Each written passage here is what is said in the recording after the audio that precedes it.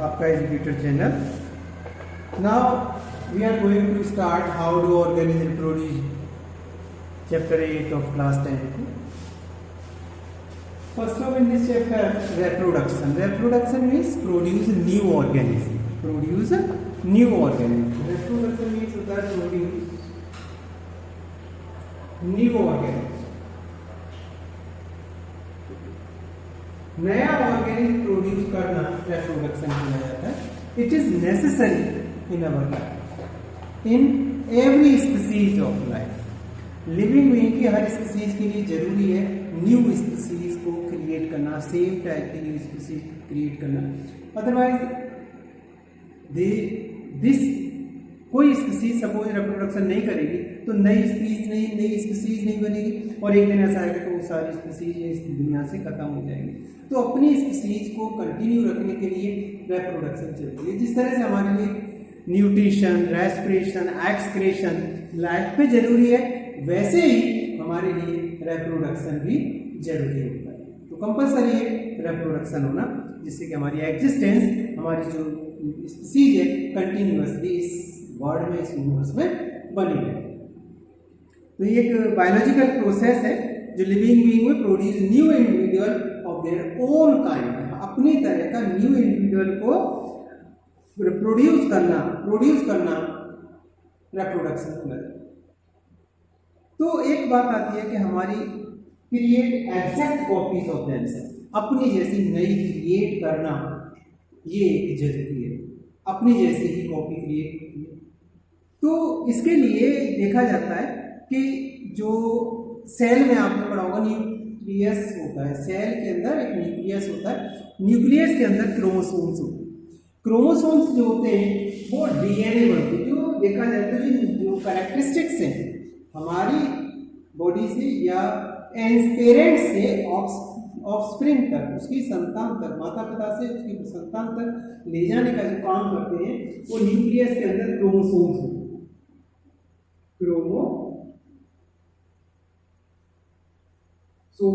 Chromosomes होते हैं. ये क्रोमोसोम्स डीएनए के बने होते हैं. किसके बने होते हैं? डीएनए, डीऑक्सीराइबोन्यूक्लिक एसिड डीएनए के बने होते हैं. डीएनए प्रोटीन के बने होते हैं. ये एंसेस्टर से यानी पेरेंट्स से कैरेक्टरिस्टिक्स को, जेनेटिकल कैरेक्टरिस्टिक्स को ऑफस्प्रिंग तक ले जाते हैं, यानी माता पिता से उसकी संतान तक ले जाने का जो काम करते हैं वो क्रोमोसोम्स और डीएनए करते हैं. डीएनए की एग्जैक्ट कॉपी ले जाती है और ये कॉपी क्या करती है कि जो कैरेक्टरिस्टिक्स हैं उसकी दो कॉपियां बनती है सेल के अंदर. डुप्लीकेट कॉपी, एक ओरिजिनल कॉपी होती है. जो डुप्लीकेट जो वेस्ट आउट हो जाती है, जो ओरिजिनल कॉपी होती है वो कैरेक्टरिस्टिक्स तक, उसकी ऑफस्प्रिंग तक जाती है. ये काम डीएनए करता है. तो डीएनए का काम होता है कि एग्जैक्ट कॉपी को वहां तक ले जाना. लेकिन ऐसा भी होता है कि ये इनमें कुछ डिफरेंट चेंजेज आ रहे हैं. अब वो चेंजेस जो उसके पेरेंट्स से ऑफस्प्रिंग तक आने में जो चेंजेज आते हैं उन्हें हम वेरिएशन, उन्हें क्या कहते हैं? वेरिएशन. वेरिएशन आने के बहुत सारे कारण हो सकते हैं. क्लाइमेटिक कारण हो सकता है, टेम्परेचर हो सकता है, एटमॉस्फेयर हो सकता है और जियोग्राफिकल रीजन भी हो सकता है कि जिसकी वजह से उनके पेरेंट्स के जो कैरेक्टरिस्टिक्स हैं उनकी ऑफस्प्रिंग तक जाने में वो चेंजेस आ जाते हैं. That changes known as variation. उन चेंजेस को हम वेरिएशन कहते हैं. अब वेरिएशन जरूरी भी होते हैं. वेरिएशन क्यों जरूरी होते हैं कि जो सपोज पेरेंट्स जो रहते हैं वो टेम्परेचर अलग था, अब टेम्परेचर बाद में चेंज हो गए. उस टेम्परेचर में रहने के लिए थोड़ा सा चेंज होना जरूरी है जिससे कि वो सरवाइव कर सके, उस टेम्परेचर में रह सके. तो उस तरह के जो चेंजेस आते जाते हैं जो फेवरेबल होते हैं, क्योंकि उसको सरवाइव करने के लिए, उस टाइम पर सरवाइव करने के लिए वो जरूरी होते हैं. तो इम्पोर्टेंट बहुत है, वेरिएशन का होना भी जरूरी होता है. इसी के साथ साथ हम ये जब वेरिएशन देखते हैं तो ये बहुत इंपॉर्टेंट हो जाता है कि variation is useful to survive the species overall the time. It provide survival species, it provide raw material for evolution. Evolution के लिए बहुत एक तरह से रॉ मटेरियल देता है जिससे कि इवोल्यूशन जो चेंज हो रहा है, नेचर में जो चेंजेस होते रहते हैं उसके अकॉर्डिंग अपने आप को वो एडजस्ट कर सके. ये वेरिएशन बहुत जरूरी है. अब आता है कि हम देखते हैं कि रिप्रोडक्शन जो होते हैं दो तरह का होता है, एसेक्सुअल रिप्रोडक्शन और सेक्सुअल रिप्रोडक्शन। एसेक्सुअल रिप्रोडक्शन जहाँ सिंगल पेरेंट्स की जरूरत होती है, जहाँ सिंगल, मैं आपको रिपीट करता हूँ कि जहाँ सिंगल पेरेंट्स होता है वहां पर एसेक्सुअल रिप्रोडक्शन, सिंगल पेरेंट्स होता है, सिंगल पेरेंट्स में विदाउट सीड, ये क्या होते हैं विदाउट सीड,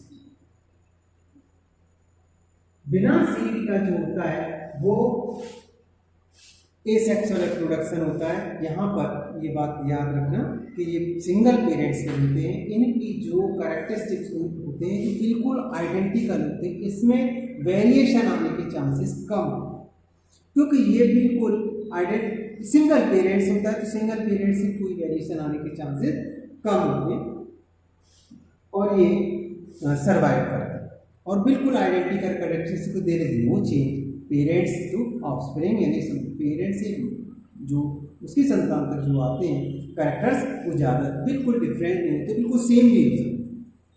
लेकिन सेक्सुअल रिप्रोडक्शन में ऐसा नहीं होता, वो हम नेक्स्ट स्टेप में डिस्कस करेंगे। तो सेक्सुअल रिप्रोडक्शन का हम कई तरह का होता है सेक्सुअल रिप्रोडक्शन। तो आज सबसे पहले मैं आपको बता रहा हूँ फिजन। फिजन दो तरह से होता है, बाइनरी फिजन और मल्टीपल फिजन। बाइनरी फिजन में क्या होता है, टू डॉटर सेल में चेंज, ये टू डॉटर सेल में चेंज होते हैं, ये मल्टीपल सेवरल सेल्स में चेंज हो जाते हैं। अब इसमें जैसे ये अमीबा हम ले सकते हैं, अमीबा है, ये कोई सपोज अमीबा है, एक सेल होती है, फिर इसका ये सेल पूरा इस तरह से बढ़ जाता है और तीसरे में आकर के ये फिर अलग अलग सेल बन जाता है। इसका कोई प्रॉपर स्ट्रक्चर नहीं होती है, ये इस तरह से ये सिंगल से, और ये प्लाज्मोडियम में होता है। वैसे अमीबा में यहाँ पर प्लाज्मोडियम जो मॉस्किटो में मिलता है, जो हार्मफुल भी होता है, और ये मल्टीपल फिजन में 1 से 4 और 1000 में भी चेंज होता चला जाता है। तो कब मल्टीपल में तो बहुत सारे सेल्स में चेंज हो जाता है, बहुत सारी डॉटर सेल्स में चेंज होता रहता है, और ये लेकिन जो बाइनरी फिजन है वो 2 डॉटर सेल में चेंज होता है, जो अमीबा में होता है। और कालाजार लेशमीनिया वहाँ भी होता है, इसमें भी होता है, फिजन ही होता है।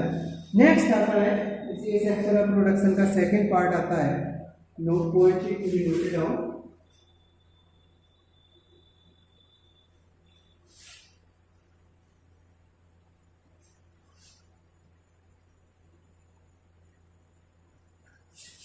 सेकंड पार्ट, नेक्स्ट पार्ट आता है सेक्सुअल रिप्रोडक्शन का फ्रेगमेंटेशन।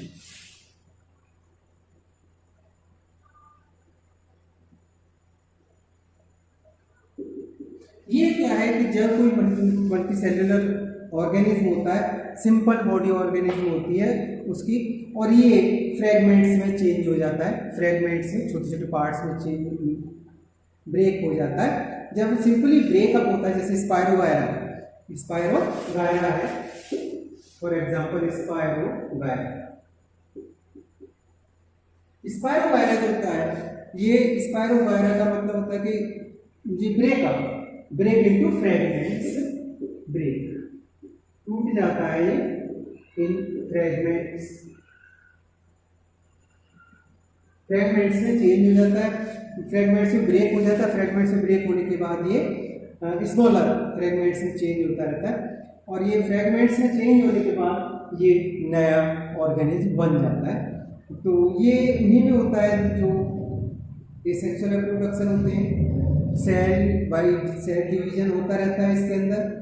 जब ये ग्रो करता है तो फ्रेगमेंट्स जब तक तो वैसे ही रहते हैं, जब फ्रेगमेंट्स में चेंज हो जाता है तो ऑर्गेनिज्म सिंपली डिवाइड होता रहता है, सेल बाई सेल में सिंपली डिवाइड नहीं होता। जब ये कहीं और जाकर के ग्रो करता है या कहीं पर प्लेस हो जाता है, फेवरेबल कंडीशन बन जाती है, तो वो नए प्लांट में, नए ऑर्गेनिज्म में बन जाते हैं। इसी तरह से नेक्स्ट आता है थर्ड, रीजनरेशन।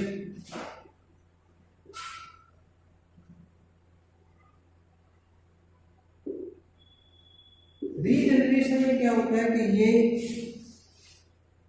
इंसिडेंटली अचानक कोई टूट जाता है, एक से दो चार पीसेस में अलग सेपरेट हो जाता है वो ऑर्गेनिज्म या प्लांट। जैसे हाइड्रा है, प्लेनेरिया है, हाइड्रा और प्लेनेरिया है।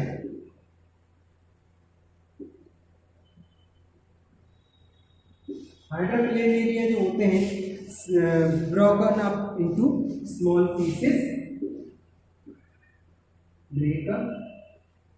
break up into several pieces, small several pieces, small several pieces, बहुत से सेवरल पीसेस में चेन टूट जाता है और जितने पीसेस होते हैं उनके अंदर एक सेल होना जरूरी होता है। जब ये सेल स्पेशलाइज्ड सेल उनके अंदर होती है तो नया ऑर्गेनिज्म बन जाता है। तो ये फ्रेगमेंटेशन रीजनरेशन होता है और ये प्लेनेरिया हाइड्रा में भी होता है। और इसी तरह से बडिंग, नेक्स्ट फोर्थ पार्ट आता है बडिंग।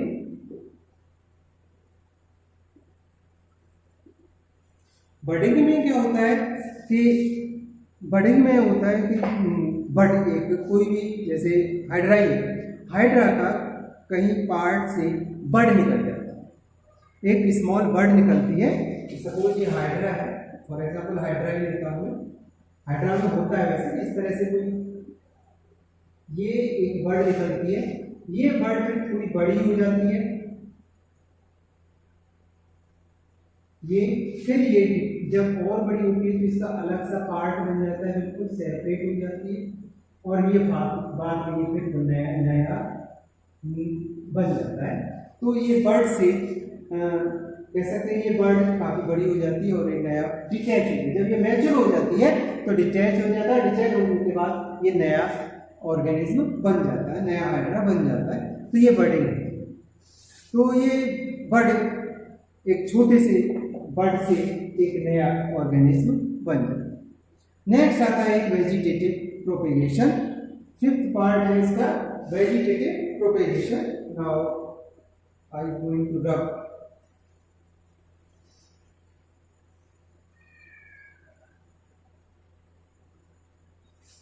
वेजिटेटिव प्रोपेगेशन जो होता है, वेजिटेटिव पार्ट क्या होता है?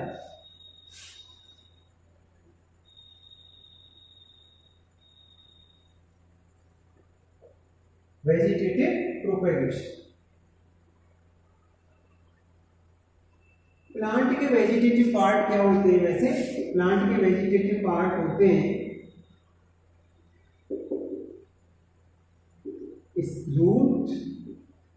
रूट, स्टेम और लीव्स, ये उसके वेजिटेटिव पार्ट है। जो विदाउट सीड होते हैं वही होता है वेजिटेशन में से।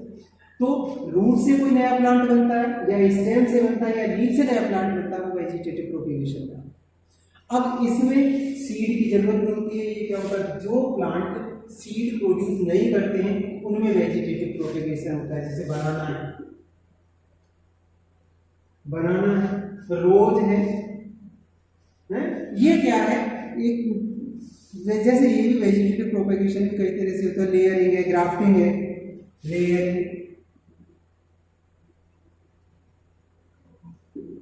ग्राफ्टिंग,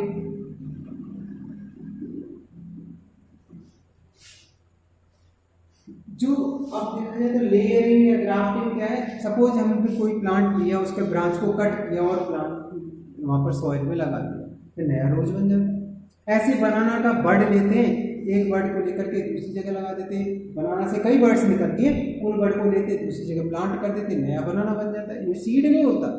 तो इस तरह से बनाना, लेयरिंग, ग्राफ्टिंग, ऑरेंज और सारी जैस्मिन है, ये इनमें they have no property to produce seed, इनमें सीड प्रोड्यूस होता है तो अदरवाइज इनकी स्पीसीज ही लॉस्ट हो जाएगी। इसको मेंटेन रखने के लिए ये वेजिटेटिव प्रोपेगेशन होता है, जो बहुत ही इंपॉर्टेंट होता है। अच्छा, लीफ से होने वाला, लीफ का एक एग्जांपल आप ले सकते हैं ब्रायोफाइलम, जो लीफ से ब्रायोफाइलम, ब्रायोफाइलम से यानी लीव्स होती है। ब्रायोफाइलम में लीव्स होती है, इसकी लीव्स की बड निकल आती है, लीव्स की बड निकल जाती है, वो फेल डाउन हो जाती है लीव्स की बड से। जैसे ये लीव्स है, यहाँ पर कोई बड निकल आई, ये बर्ड ब्रेक हो जाती है और नया प्लांट बनाती है। तो उस लीफ से ही बन जाता है, इसमें बहुत सारी बर्ड्स निकल जाते हैं, बहुत सारे प्लांट बन जाते हैं।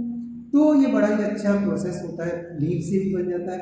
तो ब्रायोफाइलम याद रखना, ये वेजिटेटिव प्रोपेगेशन का एक पार्ट होता है जो लीव्स से नया प्लांट। एग्जाम्पल याद रखना है, इसमें कभी कभी एमसीक्यू में आ सकता है इस तरह का क्वेश्चन। नेक्स्ट आता है 6 स्पोर फॉर्मेशन।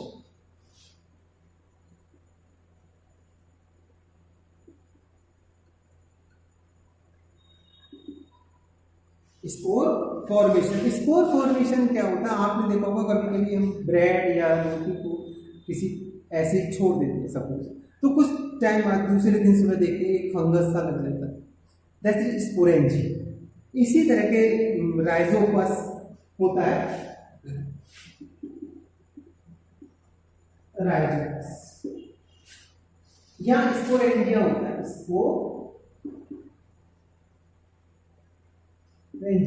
स्पोरेंजिया होते हैं। ये जो नेचर में स्प्रेड रहते हैं, जब इन्हें फ्लूइड कंडीशन मिल जाती है ये ग्रो करते हैं। तो ये स्पोर्स के फॉर्म में रहते हैं। ये स्पोर्स थ्रेड लाइक स्ट्रक्चर होती हैं जो डेवलप ऑन द ब्रेड वगैरह पे आप देख सकते हैं।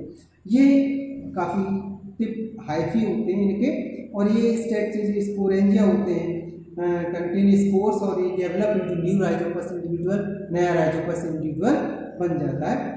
और इस तरह से आप देख सकते हैं। और इसके बाद आता है टिश्यू कल्चर भी होता है।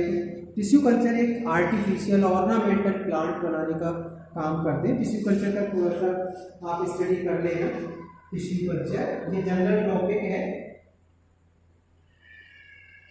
टिश्यू कल्चर के बारे में समझ रहे हैं। ऑर्नामेंटल प्लांट वगैरह के लिए बनाने का काम करते हैं। इसमें क्या होता है, ब्रांच पर एक आर्टिफिशियल सॉइल पुट करते हैं और पिंच कर देते हैं, और एक नया प्लांट, नया जैसा प्लांट होता है उस ब्रांच को कट कर देते हैं, नए उस प्लांट की ब्रांच को दूसरी जगह लगा देते हैं।